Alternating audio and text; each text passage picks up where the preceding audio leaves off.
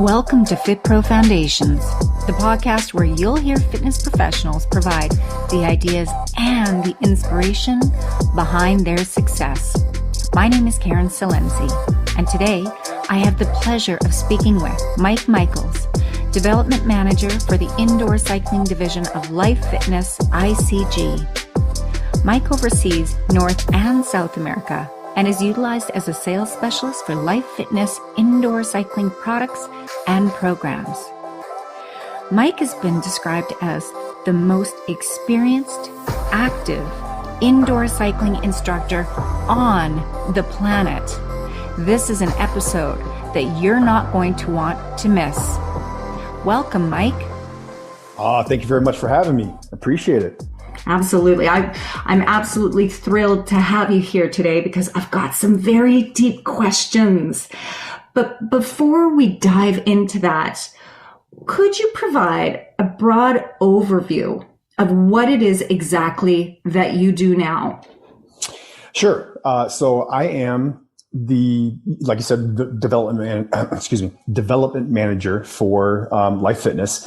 And what that kind of means is LifeFitness purchased the company ICG Indoor Cycling Group about 5 years ago. So we now sit under that umbrella of the LifeFitness family of brands as the indoor cycling offering and segment of their business. So as the development manager, I basically oversee everything that we do from the indoor cycling category, and then kind of work in conjunction with LifeFitness, as far as facilitating what we do there with, the sales of the product and working with their admin and whatever. So essentially, you could just say I oversee the indoor cycling division for ICG within the LifeFitness category. Now, we had talked a little bit earlier before we started recording here about how the current pandemic or situation regarding COVID has shifted your role just slightly. I know there's a lot of fitness professionals that are currently in similar situations. So how have things changed over the past year and a half when it comes to your role? Yeah, good question. Like everybody, definitely there's been an effect. So I spend a lot of my time out in the field working with sales reps, working with customers, being on site at locations and kind of checking out and seeing what's going on with, call it the product, the equipment, and just, how everything's going and making sure that everybody is aware, of what we have and what we can do and what we can offer. So, some good face-to-face traveling around, also being at trade shows and conferences and things of that nature. So, yep, a little bit of time at home, home office work, but then a very good amount of time outside in the field. So for the last year and a half now, I have not done one work-related travel, type of work since February of 2020. So to be grounded and to be behind a desk, at the home office, day in and day out, it's getting a little tiresome. It has had an effect, you could say. So I'm just, I'm dying to get back out and just to be able to, interact and be face to face with people. So. And I think that sentiment is echoed by every single fitness professional across North America, definitely. Now, February 2020, you and I were live in person. Was that your last interaction? That was my last interaction, my last work-related travel type of a situation. That was, the end of February in Calgary, Alberta, working with, the Canadian group up there on some indoor cycling information. Yeah, that was it. Oh man, that's a lot of pressure on my end. I hope that I made it a memorable event for you. It was fine. Yeah. So now, Mike, obviously what we're trying to do here is give insight to other fitness professionals and really light the fire of inspiration in them, in understanding that, whether you're a personal trainer, whether you're management in the fitness industry, whether you're sales equipment, or whether you're a fitness instructor, there are a lot of different routes that people can take that don't necessarily fit the common mold that people would expect. Now, I love the fact that I get to talk to you today because you helped launch the spinning program 25 years ago. You're also a former USA triathlon coach and certified personal trainer through NASM. And you have also worked with Chris Carmichael, which is Lance Armstrong's old coach. Tell us a little bit more about your overall involvement in the history behind shaping the indoor cycling industry. Well, you're right. Over about 25 years ago. So when you talk about I've got 25 years worth of content I could probably talk about right now. So I'll try to condense it and keep it as short as possible. But yeah, you know what? I mean, come on, from starting out in your 20s and just having call it a passion for the sport of swimming, riding, and running. Is that I'd always gravitated towards things. I've always been doing those things to be able to then to put that into practice and to be a triathlete, coming right out of college. And then kind of taking that love and the passion for training in those, three modalities and then racing and so forth. I actually had a corporate job, at the same time when I came out of college while I was doing the triathlon stuff on the side. And after about 4 or 5 years, I was like, you know what? I don't want to do corporate anymore. I don't want to do, just a traditional, kind of like marketing sales job that I was in at the time. And I said, I wanted to start pursuing, something, that has to do with, the sport that I was doing. So, I looked into the health and fitness industry and becoming a personal trainer and got my certification and started personal training and getting into the gym and so forth. And then as I started to learn more and more about just what was out there, I found out and had heard about what Johnny G and Mad Dog Athletics and the spinning program was getting ready to launch and put out there to the industry.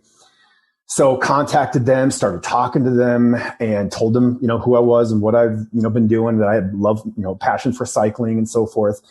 And the more I found out about what they were doing and so forth, getting involved, got on board with them. And then, in 1995, Johnny, Mad Dog, us, whatever, the launch had happened at IRSA, in which they made it known, that there is this other kind of opportunity and experience, if you want to say, of what could be offered, within fitness facilities and so forth, this group, indoor cycling type of an offering. And it just snowballed from there. I mean, it took off like just, I hate to use the word gangbusters, but it did. It took off like gangbusters. I spent a better part of like the next 5 years from 95 to 2000, like traveling almost 3 weekends out of a month, like nonstop for almost 5 years, just going out and working with, clubs, instructors, getting them trained in the spinning program. Had a chance to start traveling around the world because we weren't really established just yet then, with distributors, dealers, and master trainers, in all areas of around the world. So got to do that, and again work with clubs and customers, even be at different conferences and trade shows around the world. And that was life, it was just, working as a personal trainer, traveling around, promoting the spinning program and training, facilities and instructors on implementing it in their facilities. It all just kind of kept morphing, from there to then, moving into, also that ability to do the internships that I did at the U.S. Olympic Training Center in Colorado Springs to become a USA Tri coach. And at the same time was then talking to Chris Carmichael because he was getting ready to launch his Triathlon Gold program, which was like an online platform, kind of like Training Peaks is now. But he was one of the innovators on doing like an online type of platform for being able to coach endurance athletes. So I was one of his triathlon coaches and, implemented his principles and so forth of training and, to the, both amateurs as well as pros that were, out there racing and wanted to be able to have some of his coaching methodologies and principles implemented. So, I was kind of doing both. I the love for it, both from an outdoor standpoint and trying to grow and become, better and have a better understanding, from a coaching standpoint and working with it, hands-on out there in the outdoor world, but then also being able to bring some of that experience or that understanding or knowledge then to the indoor side of it. And then loving, what, you can get from the indoor cycling side of it, because outdoor, it's a little bit sterile, it's a little bit, it's just like performance, and it's about, the racing and what you can do to get better and working with athletes in a way, that it's almost kind of like more like the black and white of it all, you could say, like just very standard, but when you get to the indoor side of it, it was about like the energy and the interaction, with 20 people in a class or 50 people in a class or 500 people at a live ride event that, would be out in a parking lot somewhere under a tent. But so from the indoor side of it, what drew me in so much there was just that interaction and that energy and that passion that kind of came along for, how indoor cycling had started to take off and this phenomenon that it became.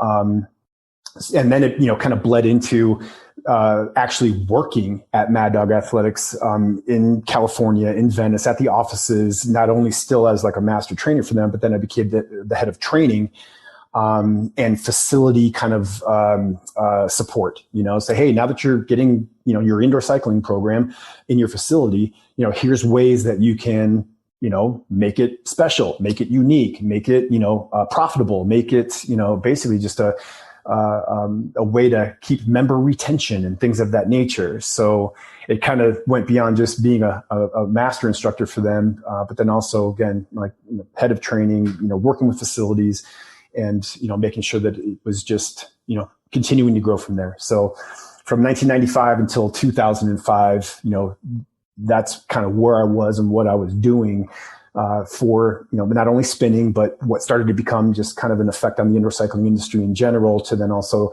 trying to, cross that line too between the outdoor world, and having the benefits, I guess, if you want to say, of getting the experiences from both sides, both in and out, indoor, outdoor. And then, yeah, I don't know. And then it's, it's just continued from there. And even though, at about 2005, I, had left from working with spinning and with Mad Dog, there were other projects that I was involved in. And then in 2012, ICG, Indoor Cycling Group, based out of Germany, they approached me and said, hey, listen, here's something that we're going to be doing with our products as we move forward. We'd love to get your input and all that kind of stuff. And once I saw what they were doing with their Coach by Color program and being the first company to put a power meter on an indoor cycling bike, I was like, yep, sign me up. And so ever since 2012, I've been working with them. And what's that? God, that's like 9 years now. Oh my gosh.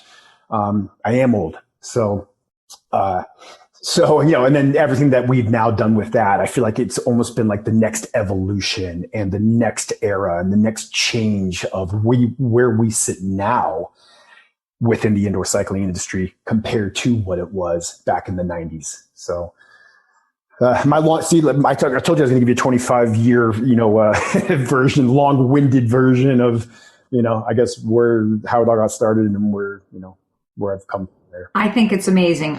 I literally have goosebumps here. And, there's a lot to unpack in what you said here, obviously. So I was writing down a couple of things that I wanted to drill into just a little bit deeper. First and foremost, you make it sound really easy. Because it sounds like opportunities presented themselves through every step of the way. And I know that you work hard, and so that it's not just a matter of being in the right place at the right time. What were some of the things that you did to make yourself seen as an industry leader, so that when these opportunities became available, the industry sought Mike Michels out?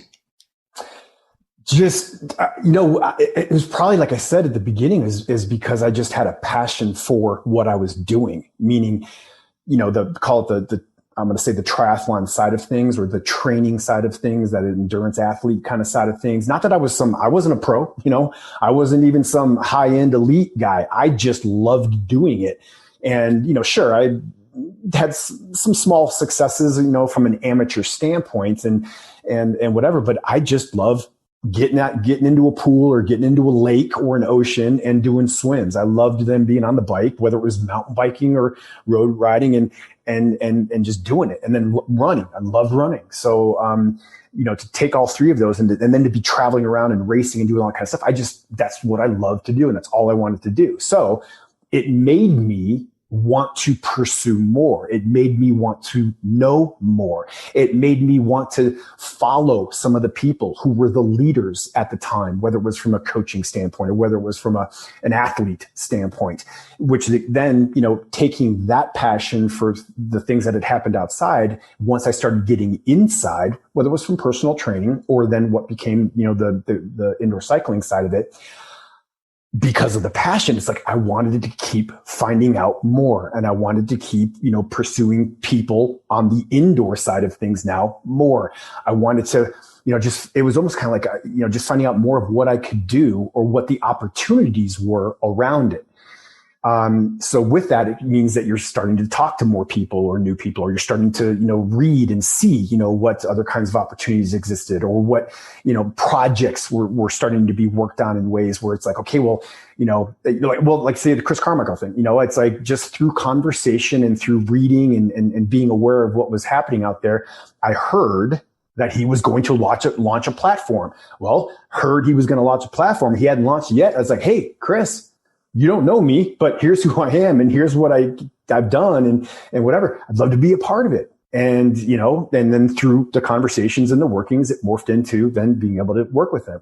Same thing with USA Triathlon. It was like, I heard that, the USA Triathlon was going to start like like an internship program that, to train people on what it would mean to be a USA Tri coach. So I heard about it before, it had happened, but because it was something that I had a passion for and I wanted to, know more about it, I started to call and ask and whatever. So you could say it was almost like a little bit of initiative on my part, that as I hear things that, would start to come about, and if it is that the right word? Resonated with me? Yeah.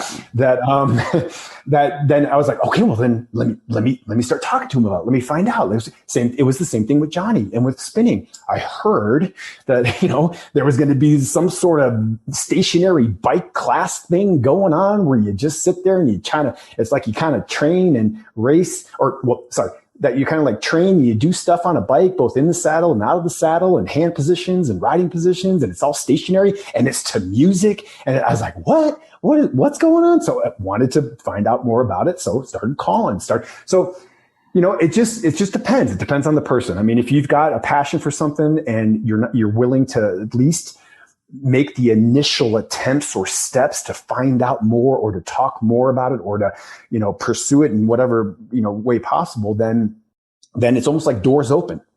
And it just so happened that a lot of different doors were opening through the mid 90s, late 90s, early 2000s in these kinds of areas, whether again, things that were indoor cycling related, as well as some things that were happening outdoor, call it triathlon related.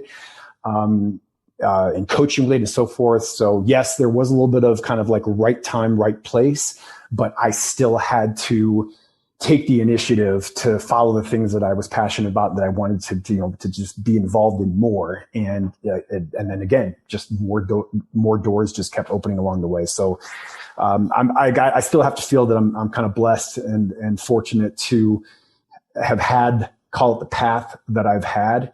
And I wouldn't have changed it in any other way.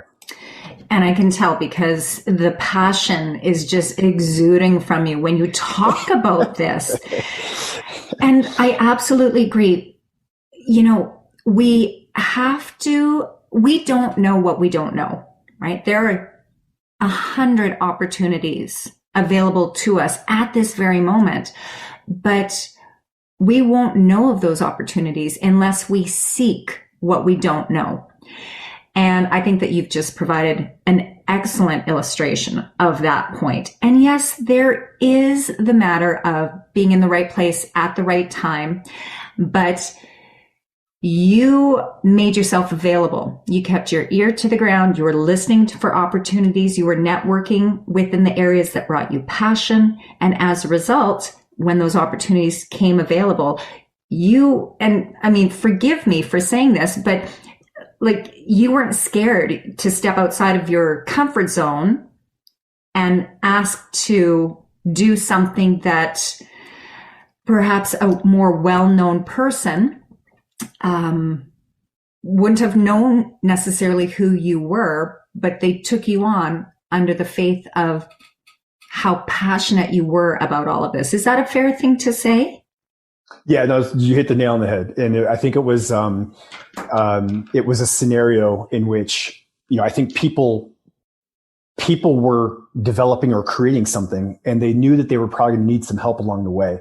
And because you're right, because I started knocking on the doors, and almost to the point that maybe, I don't know, maybe I was a little pushy, or maybe I was, they could see that this is something that I really cared about and I wanted to do, and that I had some ability and I had some knowledge and I had some background or whatever, that it fit, So, I was probably a pain in their butt, I should probably say, right? And because of that, they saw, all right, yeah, you know what, this guy seems like he really wants to do this and be a part of this. So they gave me a chance. I love it. This evolution that you talked about,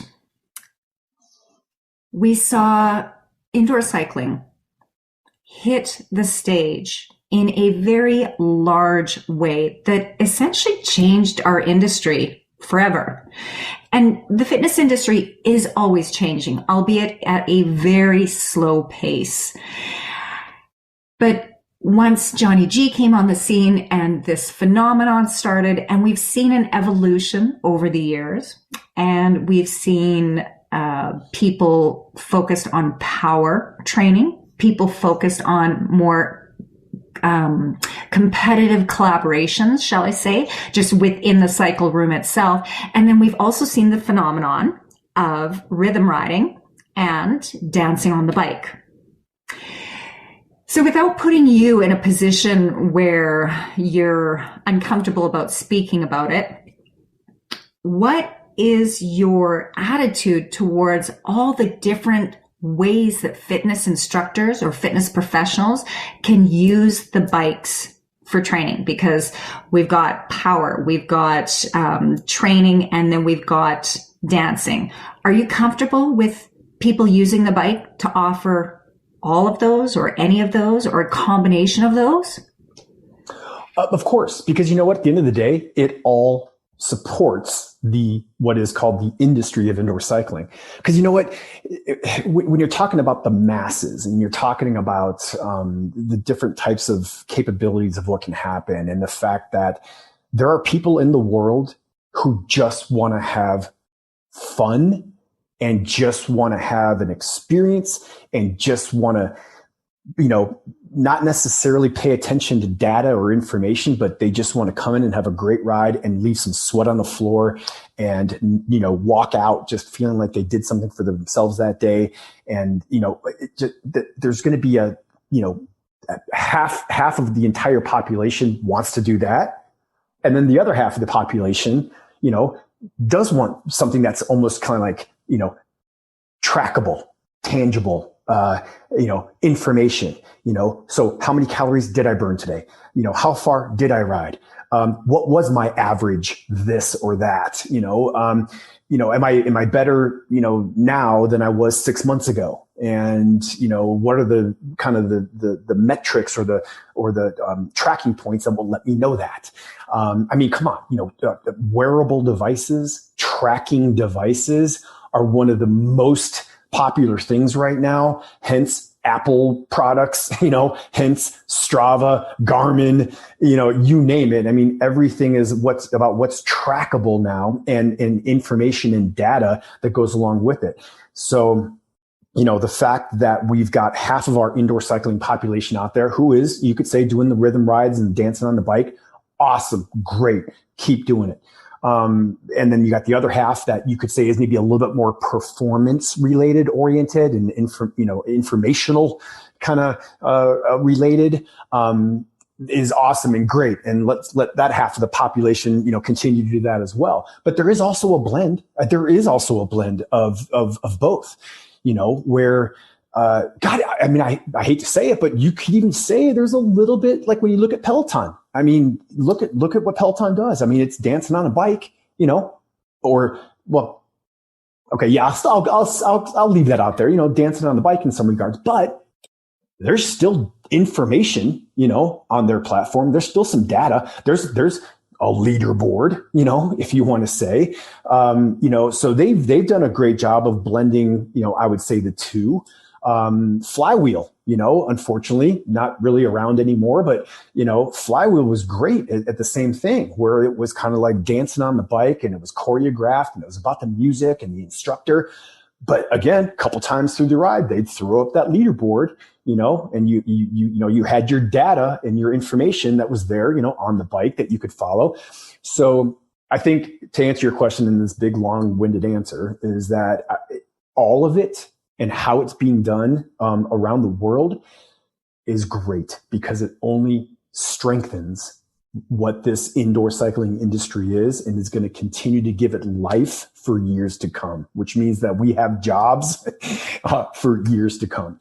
I think that's a really healthy attitude, because I think that when we stick to those binary choices of yes or no, right or wrong, black or white, that we don't really allow, or I should say that we have this scarcity mindset. If it can't be my way, then there's no other way out there. And let's face it, we have a lot of different options and opportunities.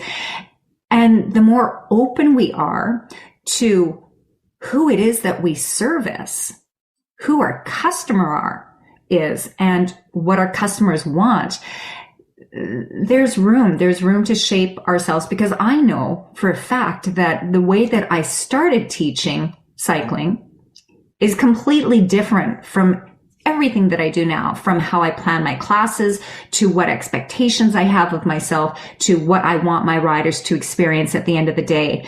And right now I teach pure power classes, and I also teach rhythm classes. And, I will have people in my rhythm classes that want power, and I will have people in my power classes that want rhythm. So there is room for us all. And you bring up a really good point about Peloton. They know their clients, and they're not, they won't waffle. I heard a great saying where it says you have to stand for something or else you fall for everything. So yes, we can walk in there knowing what it is that we want to achieve, yet being accepting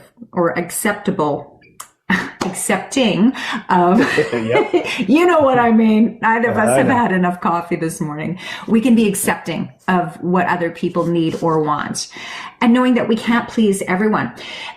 And I find it absolutely fascinating that you come from a racing background. I mean, you've competed on a national level for over 20 years in triathlons, mountain bike racings, adventure races. And you've also been a host of infomercials and lead instructor in over 40 different training cycling videos. So you've got this background where you're coaching to power, where you're speaking about metrics, where you're putting yourself out there with a very specific way of how you're bringing your trade to the public. And yet earlier, when we were talking about the large ICG events, I don't know if you actually said it was a large ICG event, but when I hear about ICG events and there's 500 bikes, 700 bikes, 1,000 bikes, all filled with people, and there's a large stage presence, and you've got, smoke works going off. You've got live drummers and dancers on stage and teaching to this amazing mass of people. It's not all just about the metrics or the power. It's about the experience. So I'd love to drill into what it feels like to be involved in some of these globally anticipated events such as the ICG rides. What can you tell us about that? Well, it's the large event rides have been going on ever since the beginning, and I'll definitely talk about the ICG side of it. But I mean, back in the 90s, we started doing this back in the 90s. I mean, we were showing up into parking lots of large locations with tents and having 200 bikes under the tent, to where then it grew to maybe 300-400 bikes under the tent. And it was just, a couple hundred people on bikes, and you'd have, a couple of instructors up on a stage, and it was just music, and it was just, let's go for the next 4 hours, 6 hours, 8 hours. And it was just like coming together as a community of people who loved this thing of indoor cycling and just sharing time together, sharing experience together. And it just never stopped. I mean, once we kind of did this thing, and it almost kind of like put a stamp out there that, hey, it's okay to do something like this.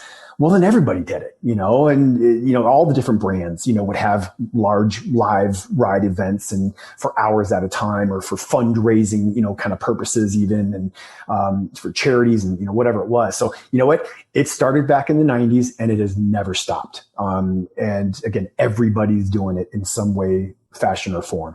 So yes, I mean, ICG, who has been around also since 1995, and had started their live rides, from years ago. It has morphed, yes, into now, the next time that we have one, which is going to be in 2022, that, I think we're slated right now to have an 800 bike event, in a hockey stadium, a hockey arena, where they also have concerts, because we need enough space, to be able to, have the 800 bikes, in there, along with the type of platform stage that we have that's revolving. And then all of the, all the, different kinds of, live music, or people on stage with us, to provide this, you could almost say, again, half rhythm ride, just good old fun kind of thing going on, but to the same point that as the people on stage are riding in green, then everybody, in the stadium knows, hey, well, then while we're doing whatever we're doing right now, I'm going to make sure I'm in green, and, to see the whole stadium lit up in color like that, where all 800 bikes are in green while you're listening to this live drummer on stage, both in and out of the saddle for 30 minutes straight. And I mean, come on, it is just one of those kinds of moments where you just, I don't want to say you just feel like you're lost, somewhere, but you're just kind of caught in that moment, and it's hard to describe, unless you've, maybe experienced, stuff like that before. So I think there's some videos on YouTube about it. And even watching the videos, you break out in goosebumps because you can just feel the passion. And, you said that it feels like you're getting lost in the moment, but I always got the sense that it felt like everyone was coming together in the moment, complete synchronicity, and just that feeling of belonging where you are with masses of people who all feel the exact same way. It's really quite magical, would you say? Yeah. You're right. No, you're right. That's a great way to describe it. That, how everybody's coming together and is definitely, in that moment. So yeah, no, you described it really well. Yes. Yeah. That's, 2022, fingers crossed that the current situation is under control and everyone can come together once again. So it's interesting because I was asking a few of our common friends if they could come up with a single phrase to describe who Mike Michels is. And oh, no, really? Here we go. There was, what is the name that Randy? No. Yeah, that's my virtual name. How did that start? So there's Mike on a bike, and then there's who? Randy? which I don't know where that came from, but this is my favorite.